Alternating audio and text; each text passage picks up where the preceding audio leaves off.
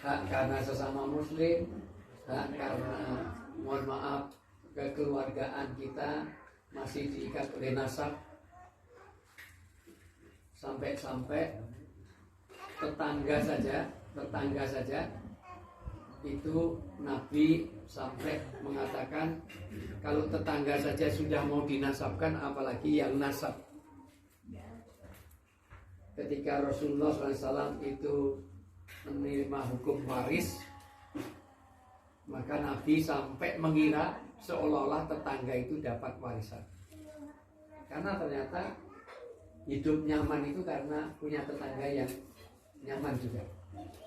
Bayangkan kalau kita punya tetangga yang tidak nyaman, kita mau pergi sebentar saja serba nyaman. Saya melihat di Tutik ada bukan nasab, bukan apa, ternyata itu bukan anaknya, bukan apa-apanya saja, akrabnya melebihi ke orang tuanya saja. Itu karena baiknya tetangga. Apalagi nasab yang secara warisan saja wajib diberikan. Maka ini punya hubungan nasab yang luar biasa. Kita semuanya masih bisa duduk seperti ini, Masya Allah. Meskipun dalam semua keterbatasan. Saya ini baru bisa ngomong lancar baru hari ini, Bu. Setelah pulang dari haji itu batuknya luar biasa. Batuknya bukan di sana segar bugar, bahkan di Ambar itu batuk sudah dari sana saja. Saya kasih obat semuanya. Hampir tiap hari ke hotel saya ajak makan, saya kasih obat, saya suruh mandi wudhu aja di hotel saya aja, karena hotel saya di depan masjid. Sementara di Ambar itu sekitar 10 kiloan dari masjid, harus naik bus. Tapi saya sehat sekali begitu sampai di Indonesia batuk yang untuk ngomong aja susah, sementara saya sudah menunda banyak acara-acara training dan acara-acara pembukaan travel umroh di Bali. Jadi saya baru pulang kemarin dari Bali. Ini pun nanti jam 12 saya harus sudah nganter istri ke Malang. Saya sendiri besok jam 4 pagi harus ke Medan. Di Medan harusnya sampai Sabtu malam, tapi Sabtu pagi saya minta wakil gubernurnya untuk kalau mau maju, dan alhamdulillah gubernurnya setuju karena gubernurnya juga dapat undangan Pak Anies Baswedan, yang kebetulan saya ikut mendoakan besok pagi di Ancol. Anies Baswedan akan mantu besok siang, pagi sampai siang, tapi saya jatahnya yang jam siang karena pakai barcode di Ancol. Tamunya sangat ketat, hanya boleh masuk yang punya undangan barcode-nya saja, harus ketat dari mulai masuk Ancolnya, karena saya yakin yang akan datang dari mulai presiden sampai rakyat jelata semuanya akan datang. Maka saya ingin menyampaikan apa yang diwasiatkan Rasulullah kepada setiap orang muslim. Wajib rasanya kita ini setiap hari meminta 4 hal. Maka tolong dari keluarga Om Parno, Om Yatno, dan juga keluarga Bapak Jumadi, tolong 4 hal ini diusahakan terus. Pertama, Nabi jangan pernah kalian semuanya melupakan doa ini. Doa yang diajarkan Nabi itu pertama adalah Allahumma inna nas'aluka salamatan fid-din. Bagaimana kita mencari keselamatan lewat agama? Karena memang tidak mungkin orang selamat kalau tidak ada agama. Maka yang diperhatikan pertama, apapun tolong agama. Mau kerja, mau apapun, mau nikah, mau apapun, yang diperhatikan agama. Bahkan kita mau makan saja, kira-kira agama bicara tentang makan itu gimana? Makannya ini halal apa haram? Makanya dengan cara agama bagaimana? Sampai sekecil mungkin. Kalau perlu meludah pun bagaimana ajaran agama untuk meludah. Karena itu yang menyelamatkan. Ke kamar mandi gimana agama mengantarkan. Dan ternyata kalau kita urut-urut, kita belajar terus, ke kamar mandi aja ada 28 aturan agama. 28 aturan hanya untuk ke kamar mandi. Dari mulai melangkahnya kaki kiri, keluarnya kaki kanan, itu agama semuanya. Dan itu yang menyelamatkan. Salamatan bidin itu adalah apapun, tolong sekarang mulai belajar bagaimana agama mengatur. Sampai mau kencing itu membuka aurat saja ternyata tidak boleh membuka aurat kecuali dekat dengan tempat di mana kita kencing. Rumah sebesar apapun kita sendirian, toiletnya di depan sana, nggak boleh dibuka dari sini terus jalan ke sana. Klonteng ke sana nggak boleh. Dari hari seperti itu menghadap kiblatnya sampai kencing dengan berak saja beda posisi kakinya. Kalau kencing itu kaki kirinya suruh maju sedikit, begitu berak suruh mundurkan. Padahal kencing dan berak tidak bisa dipisahkan, maka pasti ada gerakan. Orang berak itu pasti ada gerakan ke depan dan ke belakang. Karena itu, dan itu bagian dari itu tinjauan kesehatan, psikologis, tinjauan apapun nanti punya menyelamatkan kita. Karena semua agama itu menyelamatkan. Artinya setiap kita menjalankan agama itu selamat. Dari cara makan, dari bersuami istri, mendidik anak, mendidik bagaimana mendidik cucu. Jangan-jangan ini bukan anak kita. Saya lihat ini beberapa ini anaknya simbahnya. Gitu. Nyatanya lebih akrab dengan simbahnya daripada gitu. Bisa kalau ibu ini ngaji tenang baik. Ini simbahnya ngaji mau nangis rara menampung. Tolong mohon disampaikan. Belum lagi yang sekarang ini. Anak-anak sekarang lebih taat kepada handphone daripada kepada orang tuanya. Betapa anak-anak sekarang dipanggil orang tuanya 5 kali nggak datang, begitu handphonenya berdering langsung lari. Maka saya selalu mengajarkan, kalau anaknya dianik seperti itu, cucunya dianik seperti itu, kalau minta uang jangan dikasih, suruh minta kepada handphone. Karena kamu lebih taat kepada handphone, kamu lahirnya dari handphone. Handphone tuh hampir terus metumuin, lupa pipet. Bagaimana orang tua sekarang dikalahkan dengan handphone. Nah itu aturan agama. Bagaimana mendidik anak secara agama, bersuami istri secara agama. Jadi salamatan fidin ini diutamakan. Karena kalau bukan karena itu ngapain saya bila-bilain ini punya waktu hanya sampai maghrib. Saya ini mohon maaf karena jam 12 nanti harus ngantar istri itu semuanya. Secara fisik sudah nggak kuat, makanya bawa supir saya. Maka tolong dicatat baik-baik. Setiap orang beragama itu pertimbangannya ada 3. 1, khairuli fidini wa ma'asi wa akibati amri. Mulai hari ini setiap melakukan sesuatu tolong dipertimbangkan 3 hal ini. 1, baik untuk agama, baik untuk dunia, dan bagaimana akibat yang sesungguhnya yang muncul setelahnya. Misalnya, ini mau kerja di sini, ini mau apa, ini setelah agama gimana? Oh kerja di sini sholatnya nggak beres nanti, jangan dilakukan. Walaupun gajinya miliaran, gajimu berapa miliar kok sampai nggak sholat? Mending kalau masih miliaran masih lumayan dapat. Mau gajinya ya pas-pasan sholatnya ditinggalkan. Nah ini hal yang kecil. Ini saya hanya menerjemahkan apa yang disampaikan boleh Mas saja. Pokoknya agomo dicek lagi. Yang kedua, wa ma'asi, kehidupan dunianya. Untuk mantu orang Palestina, wow agamanya apik banget. Ini tinggali di Gaza, wah diloknya mati nobom. Maka itu tidak baik secara dunia maupun akibat yang akan muncul. Atau memecah belah persaudaraan. Itu endi mantu nih malah ora tahu ketemu kabeh, malah ora lali sedulur kabeh, maka itu tidak mengakibatkan yang baik. Khairul fitini wa ma'asi wa akibati amri. Baik secara agama dulu, baik secara duniawi, secara ekonomi, secara segala macam, dan kemudian akibat kira-kira nanti yang muncul. Yang ketiga, yang kedua, setelah orang itu selamat dalam agama, tolong nanti kita berpikir wa'afiyatan fil jasad.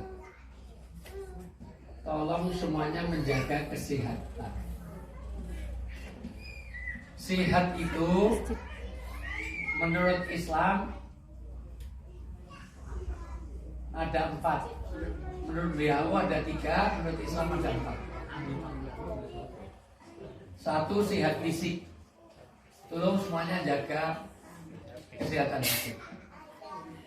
Kerak Martokaryono ini banyak yang punya pabrik gula. Keluarga Om Parno gulanan kabeh. Dan tensi tinggi. Maka boleh tidak pakai obat, tapi pola makannya diatur. Syukur pakai NBI, penawet uripe. NBI, nikmati, batasi, imbangi. Tolong semuanya tirukan. NBI, ulangi. NBI, nikmati, batasi, imbangi. Semua boleh dimakan tapi dibatasi.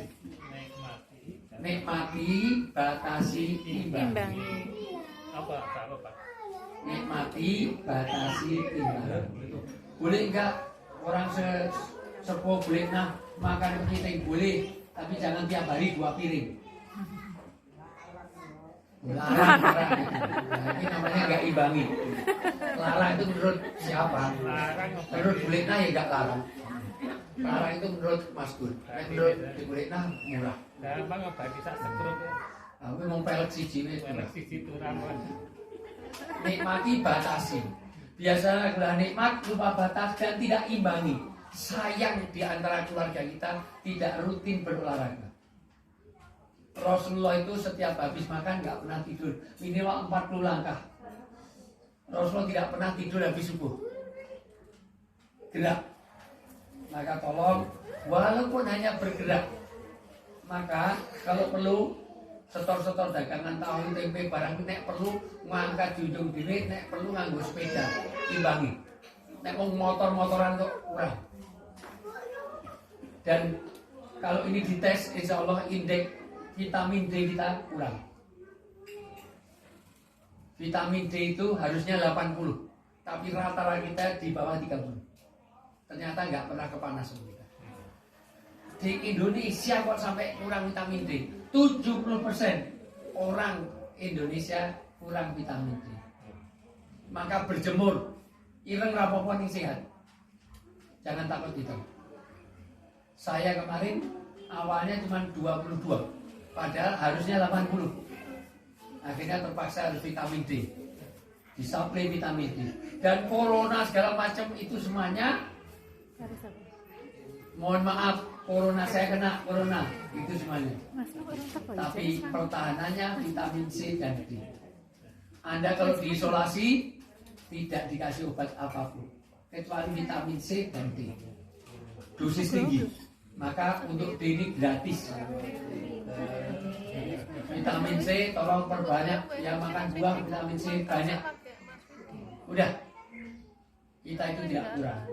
Apalagi kalau kita, anak-anak kita, cucu kita itu pakai makanan-makanan tradisional. Jangan pakai junk food, makanan-makanan modern itu tidak sehat.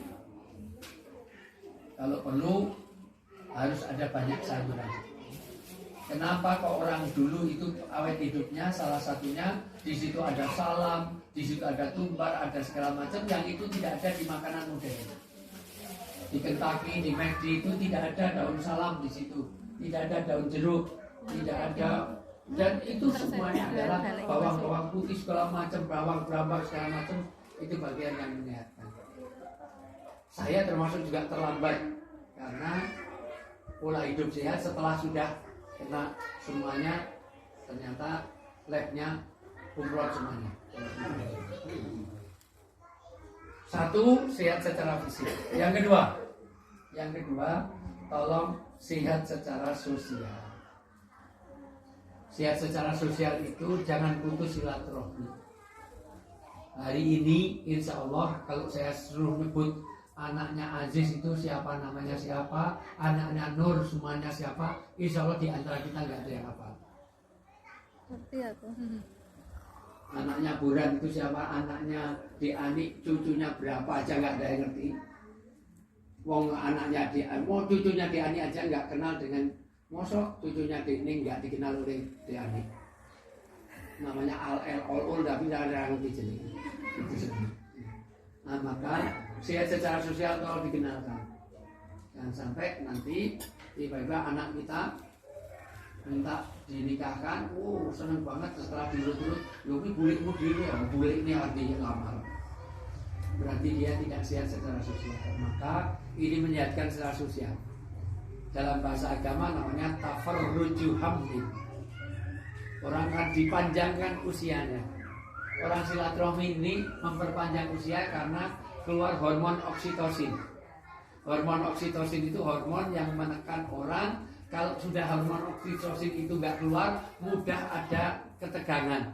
Ketegangan itu strain, berkumpul jadi stres. Stres berkumpul jadi stroke. Stroke berkumpul jadi stop. Kalau sudah stop, bilahi taufik walhidayah. Maka orang cepat mati kalau nggak pernah silaturahmi. Maka yang gini ini memperpanjang usia. Ini yang bersabda Nabi. Sehat sosial. Sehat sosial. Yang ketiga, sehat secara batin. Ruhani. Sehat secara rohani, asupan terhadap ruhani kita harus diisi terus. Sebagaimana makan kurang isi, kita juga akan sakit. Kalau kita kurang baca Qur'annya, kurang wiridnya, kurang doanya, kurang sholatnya, nanti juga akan rapuh. Yang terakhir, sehat secara mental. Sehat secara mental ini orang harus pertimbangan untuk healing. Ya dalam bahasa sekarang healing. Healing itu ya dolan yang dari Surabaya itu, Masya Allah. Itu bagian dari healing. Silaturahmi itu juga healing. Supaya mental kita tidak dalam tempurung. Supaya kita ngerti. Ojo ngerti ini mau kerajaan pasal lagi, kerajaan pasal lagi. Kalau debekan kerajaan, debekan pasal lagi terus. Jangan. Ya, ben ngerti Yogyo ini. Malioboro ngerti semuanya. Healing, coba perserver supporter Persis yang Yogyo mengarep tawuran, nantang wong Yogyo. Nah, jadi wong Yogyo tantang ya, wani menang-menang mati loro ini. Persis mati dua. Iya. Kalau nantang itu buang diarahkan lewat rekrut malah bablas yang tubuh. Nantang ayo wong Yogyo nek wani metu. Bareng metu tenan kebuki mati dua persis. Mulie dikon lewat Boyolali nekat lewat Yogyo lagi dicegat karo wong Sleman. Nah, kebu-kebukan meneh. Masyaallah. Itu tadi. Maka silaturahmi ini luar biasa. Satu, salam atan fidin. Kedua, wa'afiatan fil jasad. Yang ketiga, waziyadatun ilm. Tolong ditambah ilmu-ilmu keberagamaan kita. Ngaji. Ya kita harus belajar agama minimal setiap hari satu YouTube. Minimal setiap hari satu ayat Quran, minimal satu hadis. Maka kalau bisa ngaji rutin. Kemanapun monggo, silahkan. Pokoknya kita ngaji ilmu agama. Tidak mungkin kita akan memperbaiki agama kita kalau kita tidak ngaji agama. Yang keempat, wa barakatan fil rizqi. Tolong di planning dengan baik, mencari maisahnya, rezekinya. Ya, tolong kerja itu dievaluasi. Masa dari tahun ke tahun mono terus. Tahun ini ini mau motor, tahun depan ya bisa mobil. Harusnya gitu. Piye caranya? Zaman sekarang kalau perlu tempe online, tahu online, itu semuanya serba online sekarang ini. Sudah, orang itu sekarang ini harus mengikuti. Kalau enggak bisa sekarang. Mau jadi pegawai pun sekarang pegawai digantikan oleh komputer. Sekarang semuanya serba online. Dan semuanya bisa jadi uang kalau kita. Maka perbaiki, mantapkan secara ekonomi, itu semuanya. Ekonomi itu yang susah bukan nyari, ternyata memanage untuk pengeluaran. Nek gajinya musiknya kok ngerokok, lah itu jelas ngerokok itu yang kayak timbang gajinya. Nah, tolong diatur itu semua. Apa ngerokok silakan ngerokok, nek wis turah-turah tenan. Nek gue SPP wis cukup di sini. Nah, gue lihat-lihatnya cukup, handphone wis gonta ganti, mobil wis 6 silahkan rokok.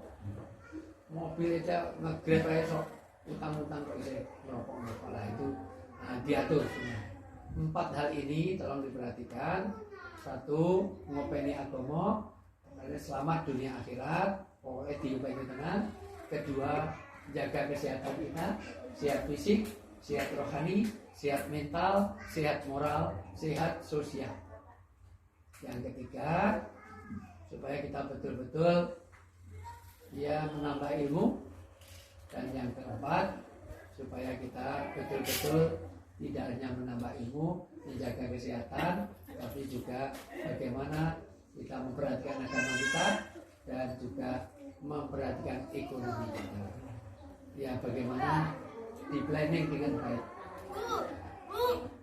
Mulai hari ini kalau perlu semuanya besok akan saya cetak. Pertemuan berikutnya semuanya harus ngisi. Tahun depan ini apa yang harus dilakukan, apa yang akan dilakukan, apa yang akan ditinggalkan ditulis. Setahun ini saya akan Saya akan beli motor baru. Tahun ini saya akan khatam Quran setahun. Tahun ini saya akan sholat sunnah berapa kali, puasa sunnah berapa kali, ditulis semuanya. Terus tahun ini akan saya mengurangi pengeluaran ini, mengurangi rokok, mengurangi ini, ditulis terus ditandatangani. Suami tanda tangan, istri tanda tangan, anak tanda tangan. Jadi tulis apa saja yang akan dikerjakan dan kerjakan apa saja yang sudah ditulis. Nanti 2 itu tahun depan kalau perlu pertemuan lagi, semuanya saya edari, semuanya nulis apa yang akan itu namanya mimpi, solusi, resolusi tahun ini apa.